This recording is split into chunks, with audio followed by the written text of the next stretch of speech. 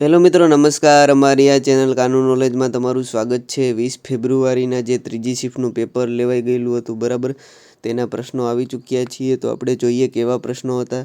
એ પહેલાં ચેનલને સબસ્ક્રાઈબ કરવાનું ભૂલતા નહીં. ગ્રીન હાઉસ વાયુનો એક પ્રશ્ન હતો. જંગલી ગધેડાનો પ્રશ્ન. એનજીટીનું મુખ્ય કાર્ય શું છે? શ્રેણી હતી મિત્રો 4-4ના તફાવતવાળી. ઈ વેસ્ટનો એક પ્રશ્ન. ગીરની સ્થાપના ક્યારે થઈ? બરાબર. ગુજરાતની વસ્તી દ્રષ્ટિએ બીજા નંબરનો જિલ્લો. બરાબર. સંધ્યાનો વિરોધાર્થી શબ્દ. આગળ જોઈએ તો કૃષિ વિશેનો પ્રશ્ન, લેવલવાળો પ્રશ્ન હતો. બરાબર. થોડું ટફ કહી શકે એવું પ્રશ્નપત્ર હતું. વાત કરીએ માટી વિશેના પ્રશ્ન હતા લેવલવાળા. પછી તલ્લીન સંધિ છોડવાની હતી. સપ્તાહ સમાસ હતો. એક વસ્તુ 189 રૂપિયામાં વેચવામાં આવે તો 12.5% નફો થાય છે, તો ખરીદ કિંમત શોધો. બરાબર. એસડીજી ગોલ 14 પૂછ્યો હતો. પછી 1972 એક્ટની કલમ, પ્રશ્ન 35 કલમ નંબર, અને 1972 એક્ટની કલમ, બરાબર, 39મી કલમ પૂછી હતી. મિત્રો આ પ્રશ્ન અમુક યાદ રાખજો. બરાબર. અમુક પ્રશ્ન રિપીટ થાય છે. રાષ્ટ્રીય ઉદ્યાનની સ્થાપનાનો પ્રશ્ન હતો. ટેહરી ડેમ કઈ નદી પર છે? તો ભાગીરથી. પશુપાલનને લગતો પ્રશ્ન. ઓઝોનનો એક પ્રશ્ન. પછી આગળ જોઈએ તો આપણે અંધકારનો સમાનાર્થી પૂછ્યો તો. ધ્યાન રાખજો મિત્રો, અંધકારનો સમાનાર્થી અને સમાસ બહુ રિપીટ થાય. ISFR 2019ના બરાબર પ્રશ્નો હતા. 19ના રિપોર્ટ 2-3 પ્રશ્ન હતા. 2019ના વધારે આવે છે, તો 2019નો રિપોર્ટ કરીને જવું. ગુજરાતનું સૌથી ઊંચે ઉડતું વજનવાળું પક્ષી પૂછ્યું હતું. પછી ગીધને લગતા પ્રશ્નો પાછા આવ્યા છે. શાહજહાં સ્ટેડિયમમાં કયા ખેલાડીને માનમાં સ્ટેટ રાખવામાં આવ્યું છે? બરાબર, સ્ટેન્ડ રાખવામાં આવ્યું છે. ગુજરાતની રામસર સાઇટ દેશની કુલ રામસર સાઇટ કેટલા ટકા છે? આ પ્રશ્ન રિપીટ થયો છે.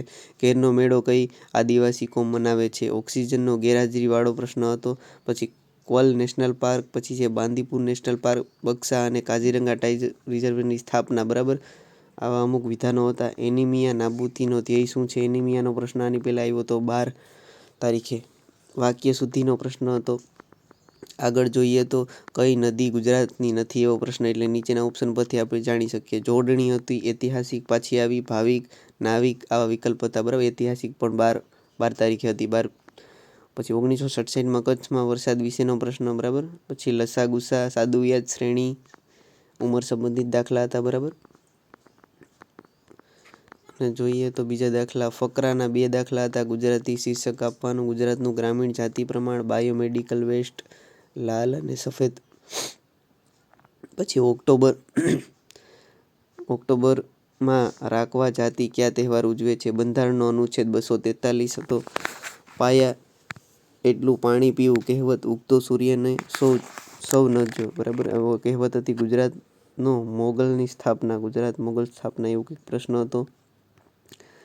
અને મિત્રો અમુક પ્રશ્નોમાં ભૂલ હોઈ શકે, કારણ કે અમુક વિદ્યાર્થીઓએ અડધા જ પ્રશ્નો બોલ્યા હોય.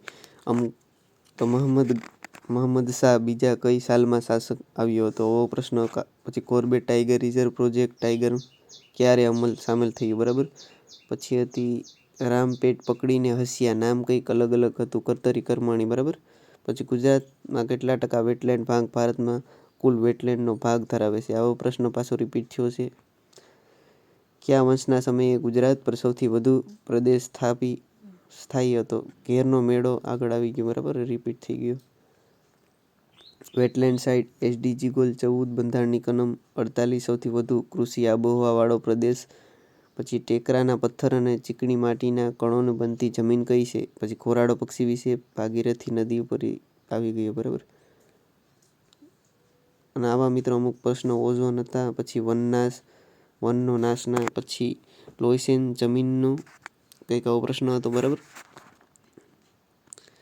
અમુક વિધાનવાળા હતા. બરાબર. એટલે કે હાર્ડ કહી શકાય તેવા પ્રશ્ન હતા. પર્યાવરણના.